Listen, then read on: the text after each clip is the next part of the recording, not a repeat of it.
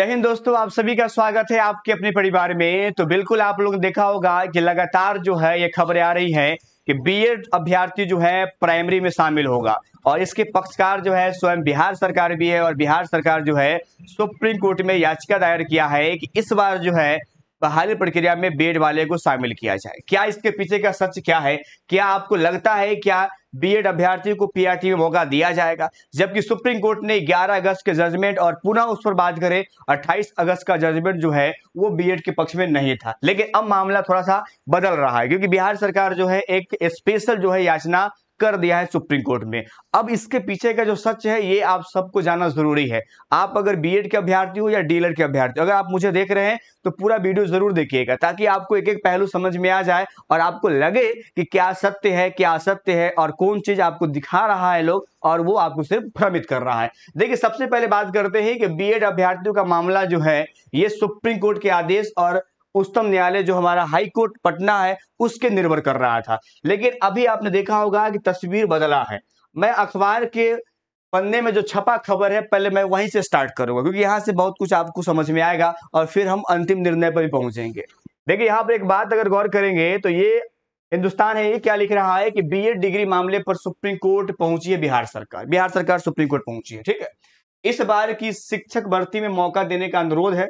Supreme court ने प्राथमिक के लिए माना था आयोग, ये बातें कहा गया। मतलब कुल मिलाकर अगर एक बात कहा जाए तो सुप्रीम कोर्ट बिहार सरकार गई और ये पक्ष में गया कि भैया हम बीएड अभ्यर्थी को शामिल किया जाए, जबकि सुप्रीम कोर्ट ऑलरेडी बाहर कर चुका है।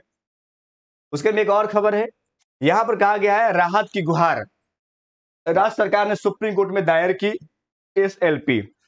बीएड पास को प्राथमिक शिक्षक भर्ती में मौका दिलाने सुप्रीम कोर्ट पहुंचा है। एक शॉर्ट सिग्नल यहां पर है, पटना हाईकोर्ट ने भी बहाली में डीएलएड को ही माना है योग्य। देखिए, हम 2 दिन पहले आपको एक न्यूज दिए थे क्योंकि आप मुझे रेगुलर फॉलो करते हैं और हम हमेशा जो तथ्य के आधार बात करते हैं।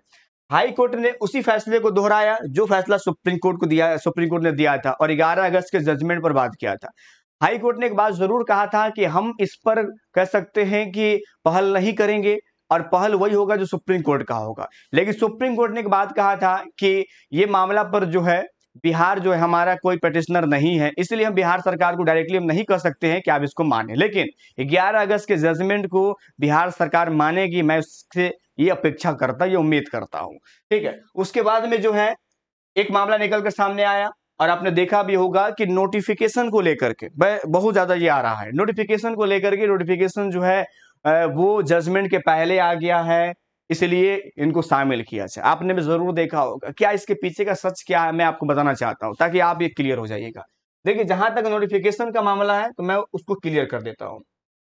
देखिए, नोटिफिकेशन के मामले को लेकर के अगर आप भ्रमित हो रहे हैं, देखिए अगर हम नोटिफिकेशन की अगर बात करें, देखिए नोटिफिकेशन की अगर हम बात करें तो इस मामले में लेकर के आप लोग का मत होगा कि 11 अगस्त 2023 को जजमेंट आया।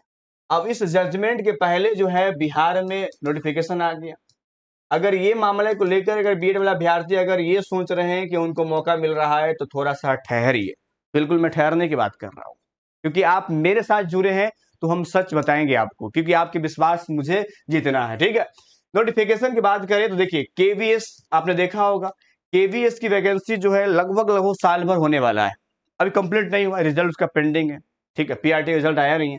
पीआरटी का रिजल्ट क्यों नहीं आया? क्योंकि उसमें बीएड अभ्यर्थी को उन्हें नहीं लेना है। अब नहीं लेना है, अब इसका मामला, अब इसका तो एग्जाम भी हो चुका है बिफोर जजमेंट, इसका नोटिफिकेशन भी बिफोर जजमेंट है, सिर्फ रिजल्ट जो है नहीं आया है, ठीक है। रिजल्ट नहीं आया, बस यही मामला है। अब आप गौर कीजिएगा तो पीआरटी में जब केवीएस ने नोटिफिकेशन निकाला था तो उस वक्त जो है ये बात को मेंशन किया था कि जो प्रक्रिया चल रही है उस प्रक्रिया पर सुप्रीम कोर्ट के जजमेंट का प्रभाव पड़ेगा। ये बात आपने भी पढ़ा होगा। जब बीएड के अभ्यर्थी जब फॉर्म को फिलअप किए थे तो ये बात उल्लेख किया गया था और वहां पर लिखा गया था। आखिर वो लिखा क्यों किया था? क्या केवीएस ने जो बात लिखा था क्या आपने मर्जी से लिखा था या उस पर एनसीईटी और सुप्रीम कोर्ट का आदेश था? बिल्कुल सुप्रीम कोर्ट का आदेश था एनसीईटी को और एनसीईटी ने इस बात को केवीएस को भी कहा और इस बात को सीबीएसई को भी कहा कि सीटेट के सर्टिफिकेट पर इस बात को लिखे। अब ये बात जब लिख दिया गया कि जो प्रक्रिया अधीन रहेगा उस प्रक्रिया पर सुप्रीम कोर्ट के जजमेंट जो है वो उसको प्रभावित करेगा।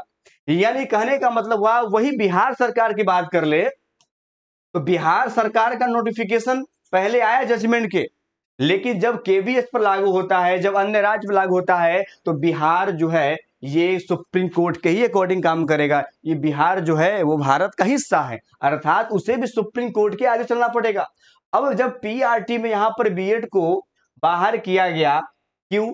क्योंकि उसका जजमेंट जो है वो डिपेंडेबल था कि जजमेंट अगर बीएड के पक्ष में आता तो फिर उसको रिजल्ट जारी करना पड़ता, लेकिन पक्ष में नहीं आया है तो उसे अब रोकना पड़ेगा। तो वही चीज बिहार के साथ भी लागू होता है, और ये आप दलील देख करके आप नहीं बच सकते हैं कि मेरा सर नोटिफिकेशन पहले आ गया, मुझे मौका दिया जाए। ऐसे तो केवीएस का नोटिफिकेशन भी पहले आ चुका है, इसका नोटिफिकेशन इसका एग्जाम भी पहले हो चुका है। इस आधार पर केवीएस को रिजल्ट जारी करना चाहिए? तो बिल्कुल भी नहीं, और जारी भी नहीं करने जा रही। वजह यही है कि उन्होंने शॉर्ट सिग्नल ऑलरेडी दे चुका था। और एक बात मैं आपको बताना चाहते हैं, आप भ्रमित बिल्कुल भी नहीं हुई है।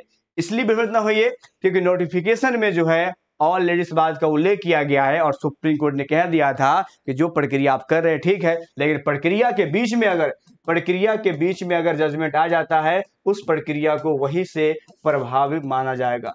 क्योंकि सुप्रीम कोर्ट का जो निर्णय होता है, वो निर्णय जब आ जाता है उस दिन से वो प्रभाव में हो जाता है, चाहे वो प्रक्रिया कितना आगे बढ़ चुका है, नहीं बढ़ चुका है, उससे कोई फर्क नहीं पड़ता है।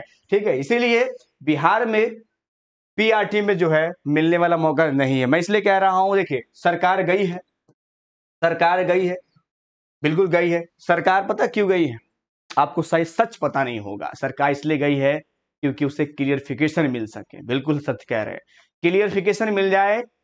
क्यों? क्योंकि बिहार जो है वो मूल रूप से जो है इस डीएलएड बीएड मामले पर जो है पिटिशनर नहीं था, इसलिए सुप्रीम कोर्ट ने सीधे तौर पर बिहार सरकार को कुछ आदेश नहीं दिया है।